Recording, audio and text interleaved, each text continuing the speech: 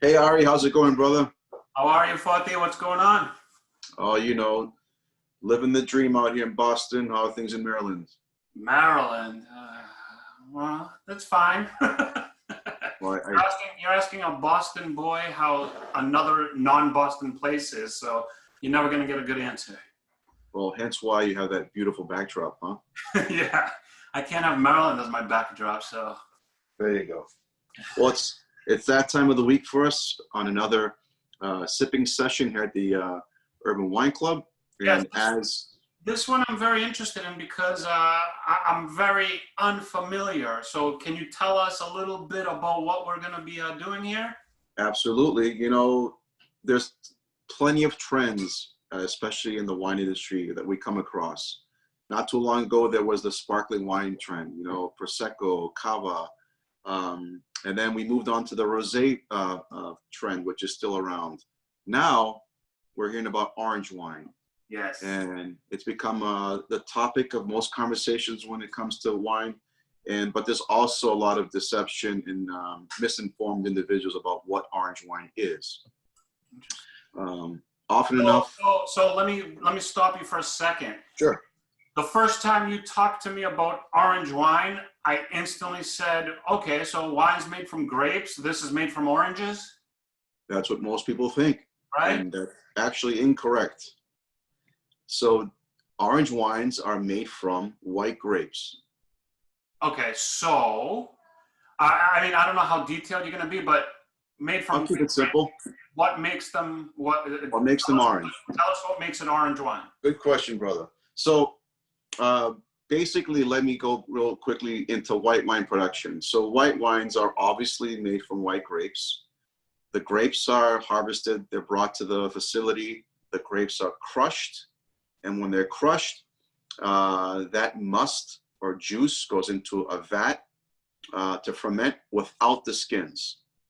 So the juice is pressed into a vat minus the skins, the seeds, and anything else, twigs that might be in there, right? No.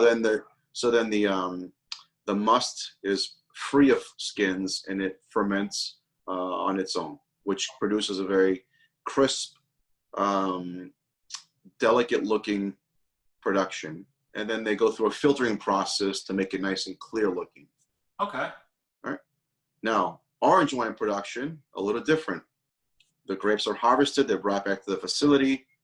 The grapes are typically destemmed, meaning that they pluck each grape off the stem, and then they're pressed, and then they actually allow everything to go into the vat, skins and seeds included, so that when there's fermentation, the juice is fermenting with the skins in the vat.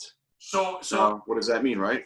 If you include everything, like you said, will it always become orange wine? Or the reason why it becomes orange wine is the skin contact in the juice kind of like bruises the juice in color. Almost like when you cut a fresh apple and you leave it out for a while, it starts to get that bruised color. So there's oxidation going on with the inclusion of the skins, which starts to turn the color into this orangey look, if you may. So it turns the color. Now let's talk a little bit about what does it do to the taste. So the taste, obviously, because of it, produces some very unique textures and flavors. So typically with white wine production and how it's made, it's either going to be very crisp, very slightly acidic. If it's done in barrel, it could be very round.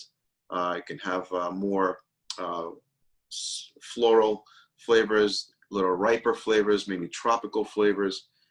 But with orange wine, we get something a little different in texture and flavor, for that matter, because of that skin contact. Interesting. Everybody I talk to loves orange wine, so I'm gonna play, complete ignorance here and say that texture, that taste is very positive, because I don't think I've ever spoken to somebody who said orange wine. No. Like they usually like it. Yeah, and you know what? I have to say though, it does throw most folks off in the very beginning. If you've never had it, it might take you a while to kind of, you know, understand what's going on. So in Yeah. the beginning, I feel that people are on the fence. Then I think they start to acquire that liking to the flavor and textures, and then it kind of grows on you. So you. So I don't expect you to like it right away. Okay. But So you would yeah, say like a more newbie, more new wine person, to just be wary that it may not be something you're gonna like right off the bat. totally. And but at the same token, I'd love for you to always, not in just this segment, you know, drink with an open palate. Kind of let things soak in to kind of understand what's going on before giving it a thumbs up or thumbs down, because obviously not every wine is for everybody. But then again, it doesn't mean if you don't like it that the wine's not good, or vice versa. But here it's all about understanding, you know, what orange wine is all about. Okay. And it's been a technique that's been around for, you know, centuries, for a very long time. It's basically how white wine was made, you know, decades ago, centuries ago, and now it's coming back again. All right. So we've got two representations of what I feel is the great expressions of orange wine production. Here we have a production from Portugal. Really fantastic team up there with a winery project called Afros, is the name of the winery. And you want to talk about getting geeky and culty, like this, these guys are there. And then on this side, we're going to explore an orange wine from Italy, from the Emilia-Romagna area, central Italy. And there's a huge movement of orange wine making there as well. So Portugal, Italy. So is orange wine made in any other places? Is it made everywhere? It can be made anywhere. The only thing that's important about orange wine is that it's skin contact. So you can make orange wine anywhere you want. Okay, all right. Right? So what would your opinion be on like the best orange wines you've had? You know, I've had great orange wines all over in California. I've had great orange wines in Greece, Italy, Portugal, France. It's not something so specific that you could be like, well, yeah, France makes the best orange wine. It's just something that everybody can make, and everybody makes. Right. Everybody And I gotta say, some of them get pretty, and I use the term geeky because they're really wild in the way they're made. And, you know, they're very unique in textures and aromas. It doesn't, sometimes it's like, wow, is this really wine? But it just goes to show you, like, when it comes time to exploring, like, what's out there right now. And it's really fascinating to see where they're taking winemaking to different levels. So here, both of these producers or these teams that are making these orange wines are all about organic farming, biodynamic production. You know, they're following nature as we speak. Here, the cool thing about what's happening at Afros is basically everything is manually made, no machinery. You know, they're destemming grapes by hand. They're pressing grapes manually. They are putting the wine, the juice, into clay amphoras that have a beeswax lining inside.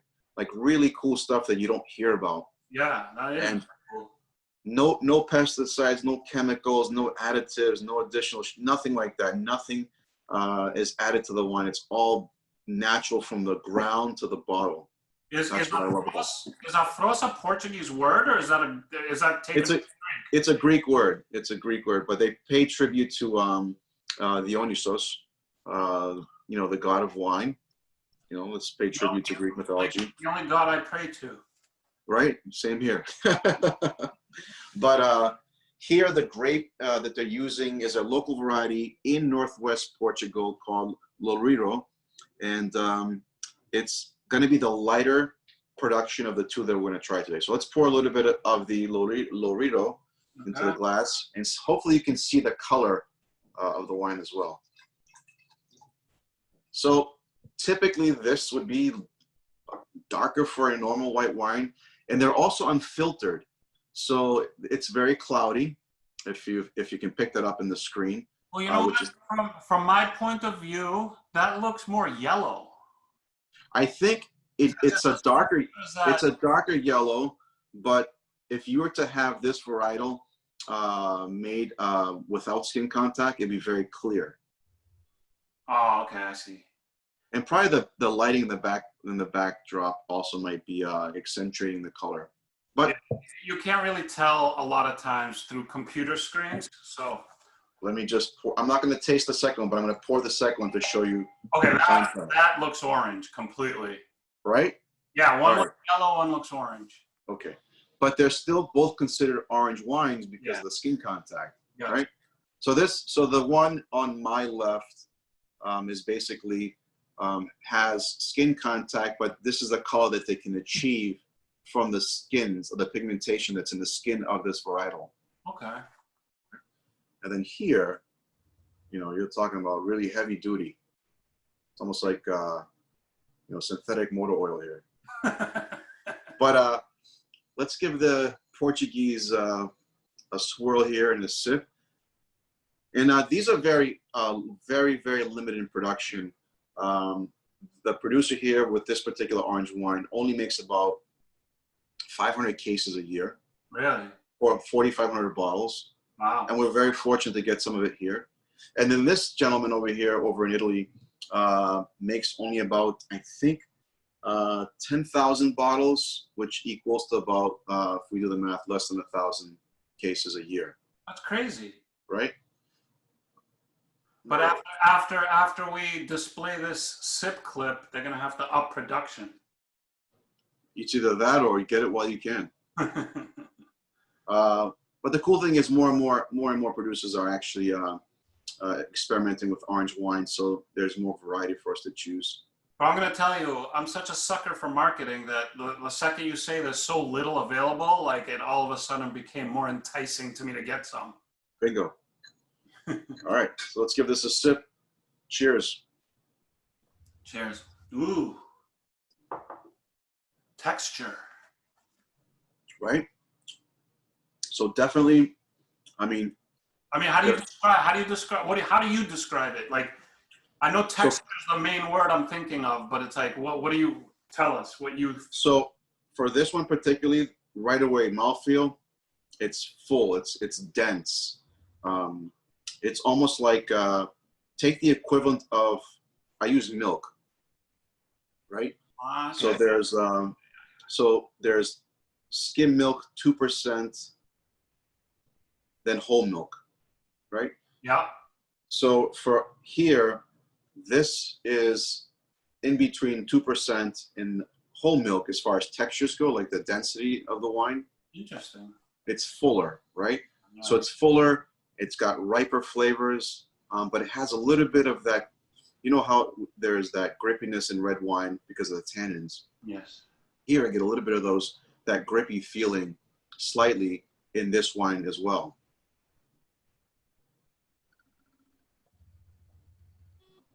But it's packed and loaded with texture and flavor, where usually white wines are a little more delicate and subtle and vibrant depending on how they're made.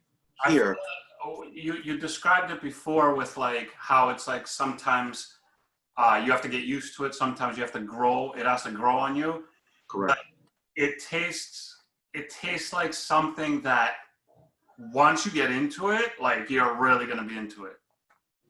Right. Like I found myself at some points, like just being so into the wine and keep sipping it, I forget about everything else. And before I know it, the bottle's empty. I'm like, whoa.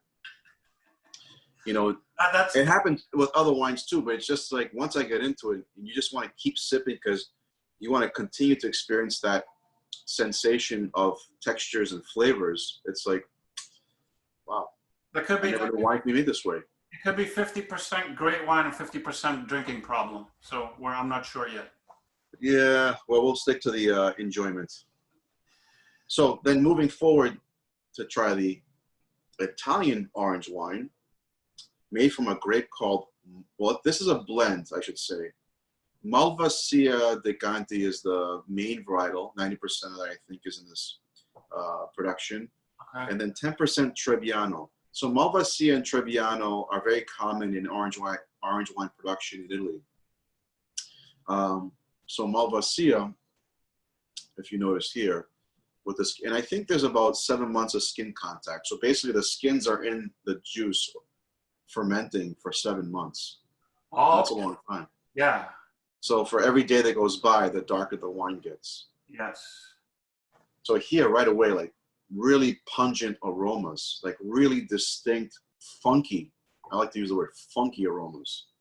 There's a lot of funk in there, but funk that that I'm enjoying, right? Because sometimes funk can go either way. Right? And let's get into the wine. There's a definite texture to this one too. Wow, this is beyond like explosion of like baked apple flavors. Yeah. Really pronounced flavors of just ripeness, and the textures. Oh man, talk about that gripiness that we were experiencing in the first wine. Yeah. This takes it to another level. Yeah. And this one's Italian, you said? This is Italian from central Italy in that Emilia-Romagna area. So of these two, I'm gonna say the Italian one has For a you? little from your expression, I'm speaking on your behalf as well as me, but from your expression, I feel like this one is the one that like kind of was like boom. Boom. So this is the way I look at it for me. This is lunchtime. Yeah. This is my dinner time. They're both exceptional. They're both very true to the nature of how they're being produced. And also from a mindset, you feel better about drinking wines like this because, as I mentioned before, you know, as natural as you can get without any additional unknowns and harmful additives that are going into wine production. That is a very big selling point for me, and I'm sure a lot of people out there. So that's awesome. I like that. And usually, you'll feel a lot better the next day, depending on how much you're going to drink, than most wines that are in the market today. And the other thing I should mention about orange wines is that because they're so limited in production and because there's so much manual labor involved to make these wines, Yeah. they're going to be a little pricier than our mainstream high volume production wines. So don't be alarmed if you see orange wines on the shelf that range in the high teens to like high 20s. Yeah, but I mean, I feel like it's special. Like, it's not, you know, your run-of-the-mill wine. It's like something that you're gonna spend a little more on. I think. Right. And you know, more and more wine shops I see are putting out some selections. We'll definitely have on our Urban Wine Club shopping cart rotational selections, only because they do run out pretty quickly and they only bring very little. That will definitely have a rotating series of orange wines to offer. But when you do see them on our shopping cart, we do encourage you to try to get a bottle because they are so rare. Which is fine because, like, I consider this kind of like a special wine. It's not like your run-of-the-mill. Like, it's Definitely. something a little more special. So yeah, I feel fine paying a little extra. Just don't get too hooked on them in case they run out and you can't get more. No, but yeah, I appreciate quality. I appreciate the story and the people behind what they do, and it gives you more sense of an appreciation. So spending a little extra for me goes a long way to show there's a lot of love that goes into these productions. Yeah. I mean, it's great wine, and once you get accustomed to it, and I don't know if this is true or not, and correct me if I'm wrong, but like if you have like a palate that's like somewhat experienced in wine, I feel like you could really enjoy this wine. And if you don't have an experienced palate, after a little while, still you could enjoy this wine. Definitely. I think it's a mindset, and our goal here in our sip clips and sessions is to kind of put things into perspective, kind of create a different mindset so that folks can appreciate what they're about to experience. Often enough, we taste, and I mean in a general sense, we taste when we go to tastings or we go to events, we're in a very cut and dry environment where you're being poured samples, there's tasting sheets, and here you go. That doesn't really cut it, in my opinion. When you create the environment and the mindset, and you kind of prepare or prep people's approach and preview, I think things taste different or better. Yeah, absolutely. Now, this just came to me, and I don't know if you know the answer. Okay. And if you have no idea what the hell I'm talking about, that's fine. Usually. Because I just randomly had a thought in my head. So orange wine is made because they keep the skins and all the stuff intact for whatever amount of time, and it changes the color, the texture, the taste. Yes. What would happen if they did that with a red grape? So that's a good question. This is something that just popped in my head. I'm like, well, if they do that with white grapes and that's what happens, what would happen if they did that with a red grape? And I don't know if you know, but I'm just asking because it came to my head. So red wine production requires the inclusion of the skins, because here's the thing. We had a segment not too long ago on rosé, and we were giving you the difference between rosé and red wine. Yep. So whenever you take a grape and the berry, right, and then if you were to squeeze a grape, the juice that comes out of a grape is clear, isn't it? Mm-hmm. Yeah. Okay. So think about when grapes are being crushed or pressed, you're squeezing the juice or the pulp out of the grape, which is clear, into a vat. Yeah. So even red grapes are actually releasing clear juice. Mm-hmm. The way you get that clear juice to become red is you'll leave the skins in during fermentation. So the wine is boiling at a certain temperature. What's happening is during this fermentation process is that the color or the pigmentation from the skins are being extracted into the juice. The longer the skins stay in with the juice during fermentation, the darker the wine becomes. So real quickly, red grape production, when the skins stay in for a very short time and they're removed in a short time, is what makes rosé.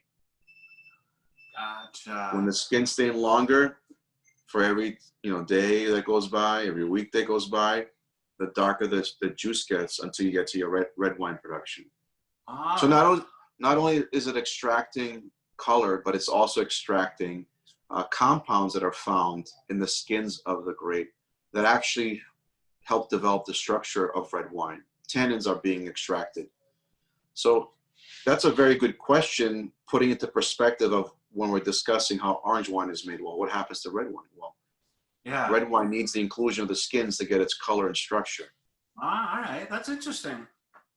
Very interesting. That's not the first time I got that question either. Oh, really? Oh, good. Well, yeah, I at first I didn't want to put you on the spot because I was like, this is just a random thought in my head, but I was sure that you would be able to answer it. You are the wine expert, and if you weren't, I wouldn't be working with you. So. Oh, thank you for that acknowledgement. But yeah, definitely I want our listening audience to at least explore and try it. And even if you don't like it, at least you got to experience it. Or if you don't like it, give it a couple more tries, and chances are you will. Definitely. Right? And also, just like red wine, I think the longer these are out when they're in the glass and they're open, they develop so quickly, and they keep evolving in the glass that they still take on new dynamics of structure and flavor too. That's another cool thing about why I like orange wine too, is that it keeps evolving in the glass after you open the bottle. Very cool. And the sugar content is somewhat in tune with white wines? Yes. There's no added sugar, right?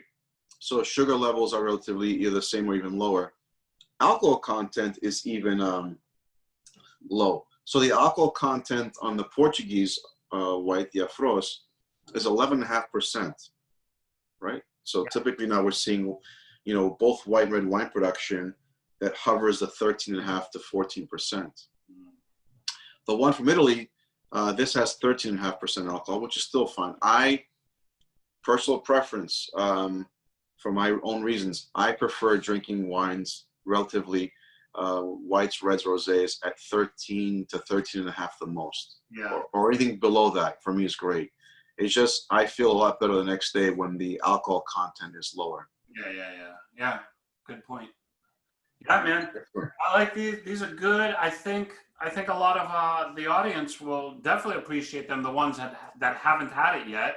The ones who have had it, you know, you hopefully learned something about it. But if you haven't, I mean, give it a try. And in my opinion, my recommendation, give it a couple of tries. Definitely. And I think it could definitely easily grow on you, because it did with me. And I used to have a very simple palate, and I feel like it's getting a little more. I think so. You've come a long way. Yeah. You've come a long way. But and you know what? They're definitely starting to pop up at a lot of wine lists, wine programs at restaurants. So that might be a great starting point. If you definitely are out dining and you see an orange wine being offered, definitely try it there as a starting point. I can't wait to like go out dining again. I would love to have an orange wine and you've waited this long, so you know, wait a little longer. It's not going to kill us. No, it's fine. It's fine. Everybody do what you do, and I'm just eager to get our physical face-to-face events back, because we used to have so much fun and everybody used to love them. And now we're doing virtual events, which are great and a lot of fun. And like, I would go crazy if we weren't even doing that, because it still lets us, you know, get in touch with the people. And then once our physical events are back, then forget it. You thought I was crazy before. Wait till you see me now. I can't wait. I'm going to have one more sip to that thought, because, you know, we missed the old days of having good times. But in any event. So that pretty much sums it up for orange wine in this segment. Hopefully you enjoyed it. Yeah. And we'd love for you to continue following us through all of our social media channels. Definitely keep visiting our shopping cart, because we're constantly uploading cool new selections. Yes. And anything else you want to add there, Ari? No, I mean, again, I say this every time, but like, always learning. You know, some people out there may think that we work out like a whole like script or like what we're going to talk about. We really don't. Like, we kind of let's talk about orange wine, and we're like, okay, cool, and then we just go into it. So I literally, honestly, like, learn every time, which is awesome, because I represent the audience, I think. So definitely awesome stuff, awesome knowledge, and Foti, as always, pleasure. Likewise, brother. Good to see you. Thank you for constantly drink better wine. That's it. All right, my friend. All right. Thank you very much, everyone. Stay tuned for the next one. You got Cheers. Bye-bye.